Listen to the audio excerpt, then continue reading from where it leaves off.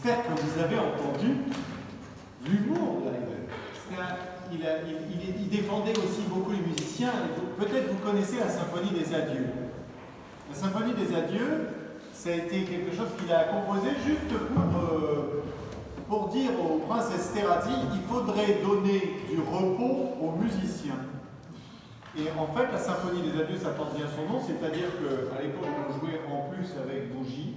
Donc, le dernier mouvement de cette symphonie, les musiciens partent les uns après les autres, soufflent la bougie, et il ne reste plus que le violon solo et le chef.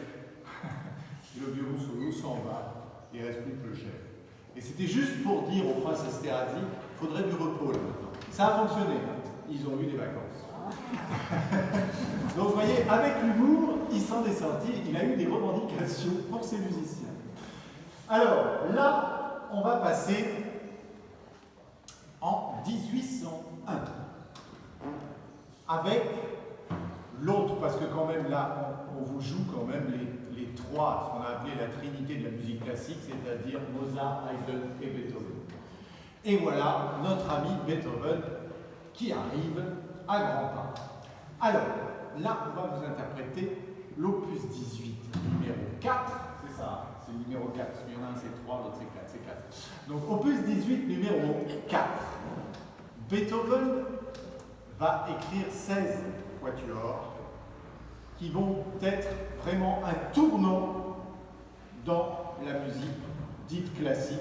Ça va nous amener peut-être même sur une planète qui est presque pas quantifiable en termes d'années ou d'évolution. Tellement ces quatuors vont faire preuve d'une ingéniosité, d'une manière de composer totalement unique. Donc celui qu'on va vous jouer est juste à la limite. Il écrit à ce moment-là 6 quatuors. Il écrit 6 quatuors, c'est ça.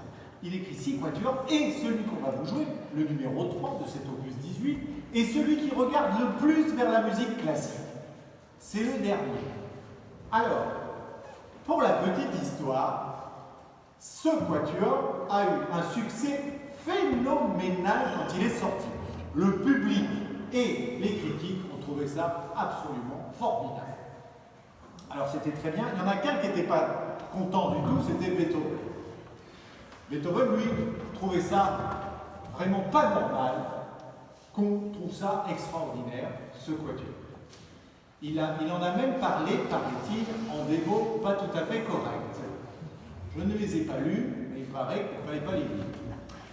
Bref, nous, on n'est pas tout à fait d'accord non plus avec Beethoven. Et on partage tout à fait l'avis du public de l'époque. Ce que nous allons vous jouer, c'est donc un petit tournant dans l'époque classique. Vous allez sentir que d'un seul coup, l'âme du compositeur est en train de ressortir.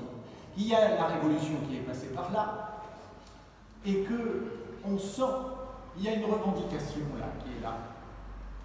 L'âme est en train de sortir, la force est en train de sortir aussi, et on va vous jouer que 2 mouvements, parce qu'on estime qu'on est juste à la limite. Alors, on va commencer en plus avec ce qu'on appelle une fugue. Et la fugue, ça appartient à l'époque de Jean-Sébastien Bach, c'était le roi de la fugue, Jean-Sébastien Bach. Et donc, là, il utilise un procédé d'écriture qui appartient déjà à une ancienne époque. Simplement, il va le moderniser. Et vous allez voir, on va jouer le 2e mouvement et le 1er mouvement. Et vous allez entendre encore tout le style classique, nos fameuses battues, les pam pam pam pam pam pam pam pam pam qu'on entend énormément dans cette musique, qui est le cœur en fait de cette musique. Mais quand même, vous allez sentir tout de suite qu'on a changé complètement d'époque, malgré le fait qu'on utilise encore des systèmes classiques. Bonne écoute.